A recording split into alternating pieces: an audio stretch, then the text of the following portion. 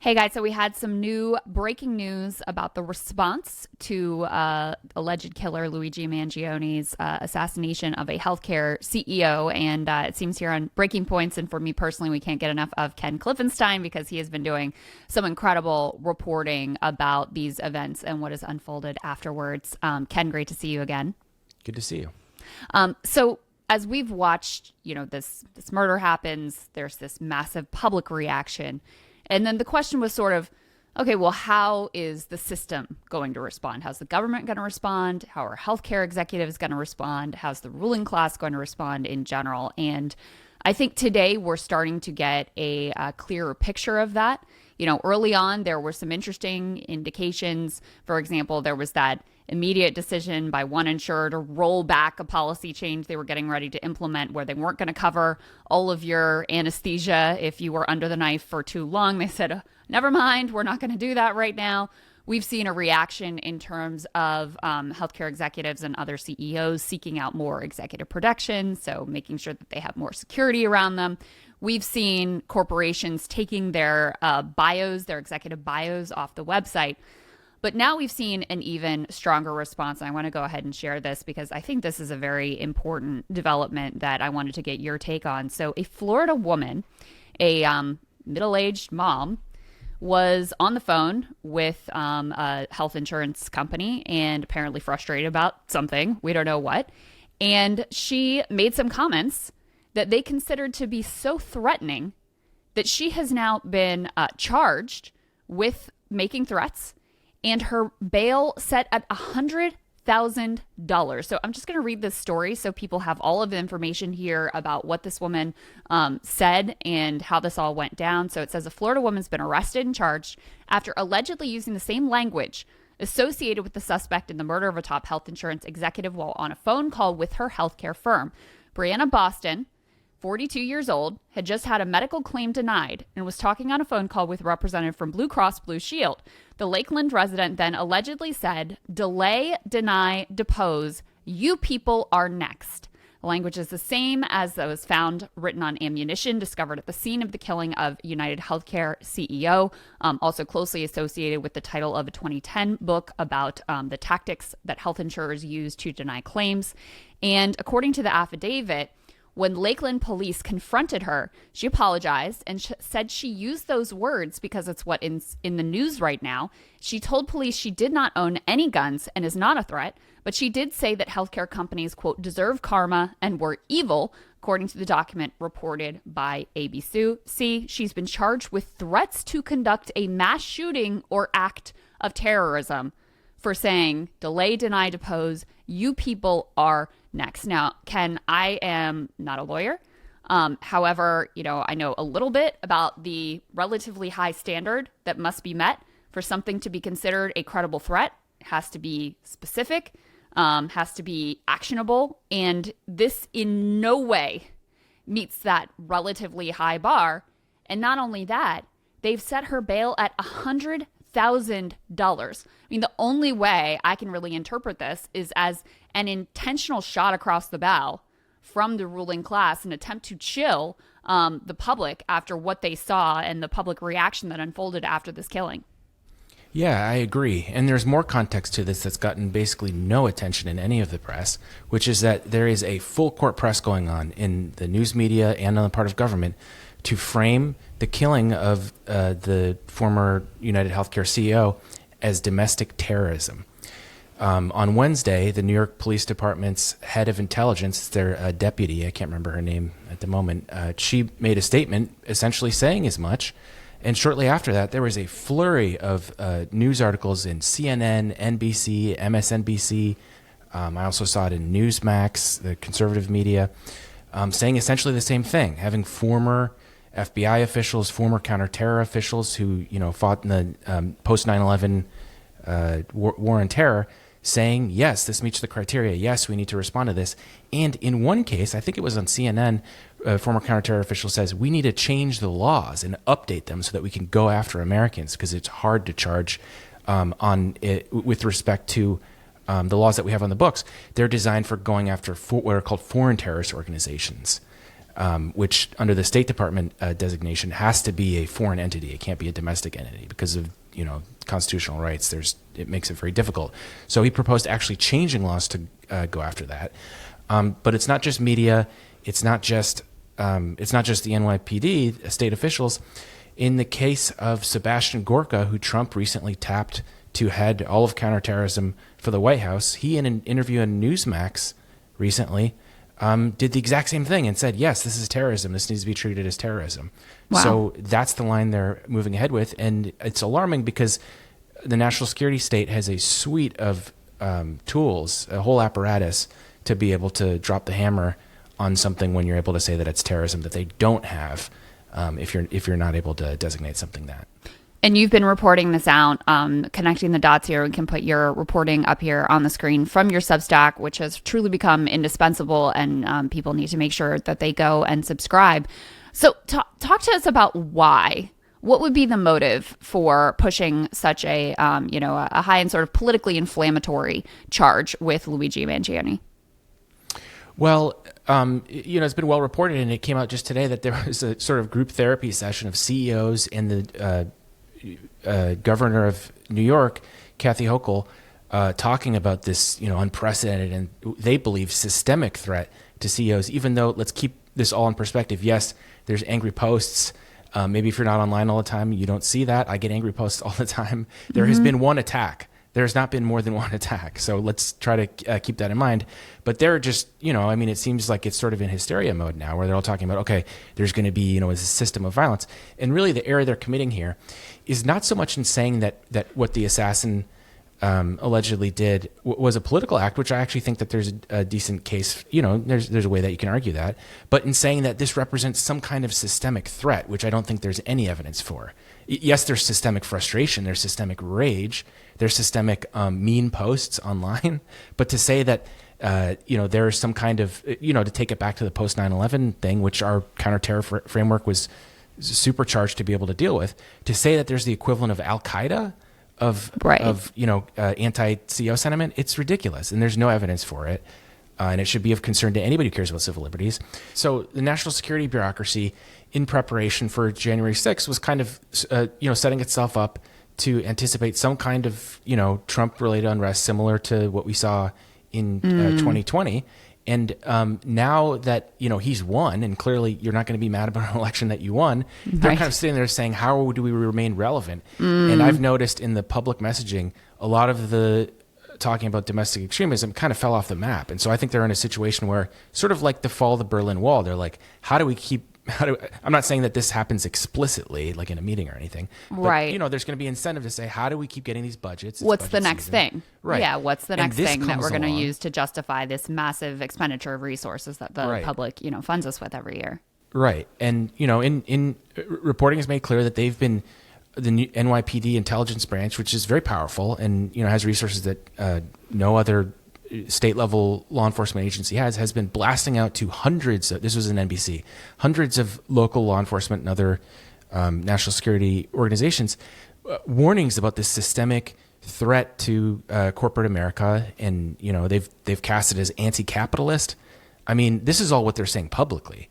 I'm still trying to surmise, it's called high side, on the classified side, what they're talking about, because they're undoubtedly going to be letting their hair down and being more open than they have been, but they've been quite open about trying to cast this as some kind of, widespread anti-capitalist extremist threat. So we could find ourselves, if we're not careful, in a situation where they just swap out what they had been focused on, which was, sovereign citizen, anti-state, sort of MAGA extremism, and just swap that out with the left, even though just looking at this guy's background, it's not clear that he was a sort of left-wing, right-wing No, guy, he was like an Elon Musk, Peter Thiel fan. Right. As I was looking at his timeline, I was like, this is much more like Sagar's timeline than like mine in terms of his interests. It was actually a little bit, it was interesting.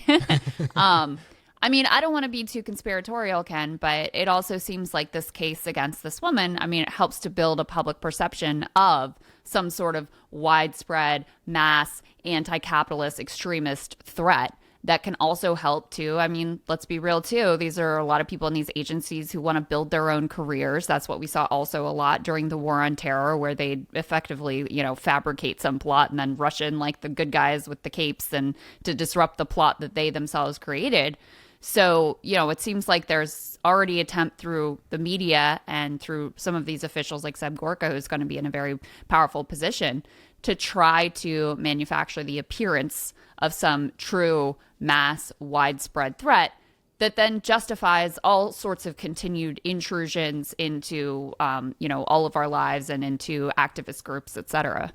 Exactly. And this was something they'd been having difficulty with. It's not easy to get the public to consent to these massive budgets that we're debating right now, of the sort that just grow and grow despite constant failures, failure to anticipate 9/11, failure to anticipate January 6th, failure to anticipate the fall of Kabul when it fell, failure to anticipate the success of the Ukrainian government. Recall that the CIA projected that Kiev would fall, I think, within a month. That's right. That's true. They true. get everything wrong, and they are never punished for it. So it's not easy for them to be able to justify to the public, yes, we need these swelling multi-billion-dollar budgets. And things like these, they are going to try their best to contort this and twist this and turn this into something that it's not. Something that one person did, and that people have, I think, pretty variegated emotions about. Like, just saying that it speaks to frustration that people have doesn't mean that they are like pro-murder. And the black and white way in which this whole thing is being discussed is just silly and out of touch with, out of step with, where people are. Yeah, no, there's no doubt about that. There's one other piece here that you just published about some of the propaganda efforts too. And I'll be honest with you, when I saw on Twitter people tweeting about how the United Health Group CEO had published an op-ed in the New York Times, I was like, that can't be real. Like, yeah. I got to go check. This has got to be a joke. There's a lot of fake news that's floating around. Nope, it was real. They actually published this op-ed from so United Health Group is like a broad corporate That's like umbrella. The parent company of exactly. United Healthcare, yeah. And then United Healthcare, the CEO is Brian Thompson. He's the one who was murdered. So this is the big head honcho, the CEO, Andrew Whitty, of the entire United Health Group. And he published this op-ed in the New York Times, which, here, let me pull up the op-ed itself. So it's United Health Group CEO. The healthcare system is flawed. Let's fix it. As if this would be the person that you would go to for advice on how to fix the healthcare system. Someone who has a vested interest in keeping the healthcare system completely broken. And actually, sure enough, if you read through this piece, you will find that there are really no ideas which are offered, as many commenters went on to note. And as you put in your piece here, those are the top comments. Bear in mind, I'm not. Oh, really? Yeah, I'm not cherry picking the just like ones that are funny. Like, these are. Look at the number of recommends. It's wow. Thousands of people liking these things. So the first one, again, these are New York Times readers, right? This is not like in these times, right? This is, it's subscribers to the New York Times. This is not Jacobin. This is the New York Times. It costs like $200 or something, right? A year? I'm not sure, but it's not, it's not cheap. And you are very likely to have a sort of standard liberal ideology if you're a New York Times subscriber. In any case, Kevin C. from Boston says, this is the quintessential CEO statement, not a single actual idea or recommendation, but gets released by the corporate media anyway. To say this doesn't match the moment is putting it mildly. Next person says, insurance companies should not be making decisions about the science of healthcare. They are compromised by the profit motive. They have little connection to the actual provision of care. Next one says, Ralph from Naples, Florida, I've read this twice, and in essence, it says nothing. What is he proposing to change or improve? As the largest insurer, what will it take the lead on to improve access, coverage, and outcomes? Shocking in a way at this time of intense reaction to his industry's business practices. And Ken, I won't spoil the fun for you. So after these comments were the top read and the whole comment section was flooded with disgust that they move forward with this piece and discuss the content of the piece, what was the next move from the New York Times? Was to shut down the comments. You can no longer comment on the post anymore. That's Even right. though the top comments, yes, they were critical, but I mean, none of them were anything close to violent or even like disrespectful. It was just like, there's no substance here. Where's the idea? It's just like, you wrote this long thing and you didn't offer a single idea. It was in no way uncalled for or anything approaching violent, but it also connects with the reporting you did previously that I think you published yesterday about how the New York Times put out a memo saying, hey, we can't show Luigi Mangioni's face anymore. It's this attempt to tightly control, and also with their decision not to publish the manifesto, which you also decided to go ahead and publish because people should be able to see it. It's this antiquated, arrogant belief that they can control the flow of information, that they can really shape people's perceptions of the story in this very like tightly controlled way. And that's not reality anymore. And when they do it, they really give away the game and just end up making themselves look ridiculous. Yeah, I call it media paternalism. The idea that they think it's their job to protect you from these things that actually we can handle. Because as in the course of my reporting on that manifesto, I realized the media were all sharing this with each other, even just socially, not even just the national security people. They were just circulating the manifesto and talking about it, chatting about it. So for whatever reason, the fear that this is going to, like some kind of Manchurian candidate kind of like code word, you're going to snap to attention and become a homicidal maniac. For some reason, just because you read it, for some reason the media doesn't think that applies to them. Because they're all perfectly happy to not just share it with each other, but quote selectively from it and use that to try to depict, characterize it misleadingly at times. Yeah, exactly. So that was my frustration with it, is this view that, wait, if you guys think you're fine to share it, why can't the public have it? And it's so redolent of like, it reminds me of after Columbine, where they're like going around being like violent video games or like driving kids to violence. It's like, there might be like, you could probably find like some, amount of evidence for that, but to say that that is the causal factor, right, rather than all of these other things, or in this case, healthcare, is just absurd and completely misses the point. And also, news media is not supposed to be a public safety organization, and the idea that they think they have self-deputized themselves to share the concerns of the FBI and become a kind of junior varsity NYPD is really unhealthy. And that's such a great point. The media talks this like them too. They don't say something is false. They don't say something is bullshit anymore. They say it's disinformation. That's a Cold War era word to characterize the USSR. I wrote a story on the history of the word disinformation. Things aren't false anymore. They're disinformation. There's an information operation. You hear them say these things. Do you remember during the Steele dossier? They were talking human and Sigin. It was so embarrassing. Like they thought they were in The Americans, like a spy thriller or something. And it speaks to that they think they're a part of that team, and it's really unhealthy. Right. What do you think of the decision to publish his op-ed in the first place? I'm not necessarily against. I mean, I'm a very like free speech guy, so and discourse guy. So I'm not in principle against it, but it has to be saying something. It can't just be it felt like a PR release because it was just all of this, sunny stuff without any specifics. I would be interested to read his perspective on, I got a threatening call and here's what my experience was or something. I mean, he's one guy and it's limited what that tells you, but at least it's like a human story or something. Or maybe, I understand the anger because I had a problem with healthcare or something. That might be, I'm just saying like conceivably you could do a thoughtful thing. But this just feels like a press release. Yeah, like you just published some corporate propaganda. They went down. Okay, I could have just gone to their website for that. Yeah, seriously, it felt like a brochure. I encourage people to go look at it. I'm not trying to overstate it. Like, I was shocked they even published it. But one interesting feature of it, in which you saw, I just published a memo that the company sent out. They're adopting a kind of kinder, gentler tone now, where they're saying, "I feel your pain." It reminds me of like Bill Clinton in the '90s. Like, I feel workers' pain. I know. And the idea that this CEO, who earned I think $24 million last year, is literally a knight, like knighted by the United Kingdom. He's British, which is a kind of funny irony to all this. Yeah. He comes from a country with the reason he can't do this work there because they have national health insurance. So right. So they put out this statement, the executive council, saying, we feel your pain. And it was very similar to this Times column. And this is a distinct tone because I've been getting leaked virtually all of the big memos that have been circulating internally. And at first it was very defensive and it was like, I cannot believe people are joking about this. This is totally unacceptable. And now, I mean, this was still had defensive parts, but now it's kind of like, we get it. They said, quote, we know the system is broken. And again, it's just like the Times column, I feel your pain. And that seemed to be the point of this, to convey, because it's like they're finally realizing, we can't just, big dick our way through this and just deny that people are angry. People are really mad. So let's act like we care about that.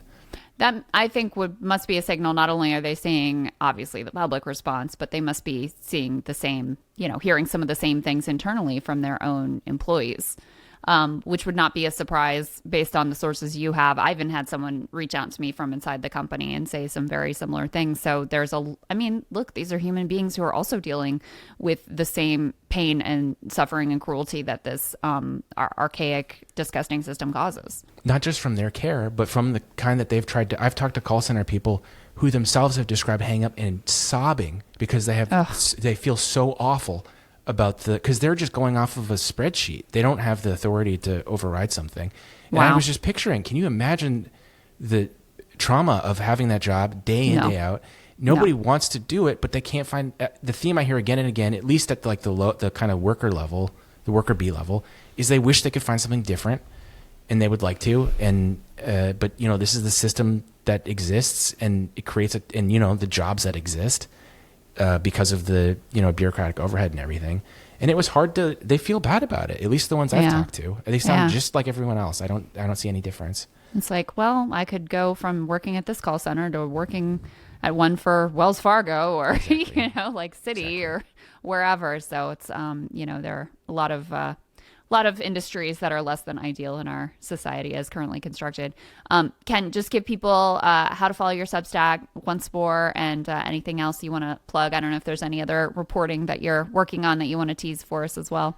Yep, just check out the Substack. It's Ken Klippenstein Substack. Just Google that. It should be the first hit. I've been doing stories basically daily on this because there's just a deluge of information. This idea that the public is like, oh, they're being so unfair. I'm getting this stuff from the employees of the company. And who's going to have a more humanized picture of that business than people who've worked in it for years? So it's a really interesting perspective, and I'm trying really hard to talk to people that are not in the C-suite, which I think is the focus of a lot of press. What I see in the media, they're not lying. It's just that they only talk to these senior executives that were like, everything's great. What are you talking about? Right. And I think that's the reality that's kind of like crashing into the fore here. Yeah. Oh, that's such a great point. Such a great point. I love seeing MSNBC citing your reporting. I think Joy Reid called you like Ken Klipperstein or something. Klipperstein, yeah. That's the risk you take, I guess. You have a weird name. People are going to butcher it. So, all right, Ken, thank you so much. Great to see you. And thank you guys so much for watching. We'll have full shows for you next week.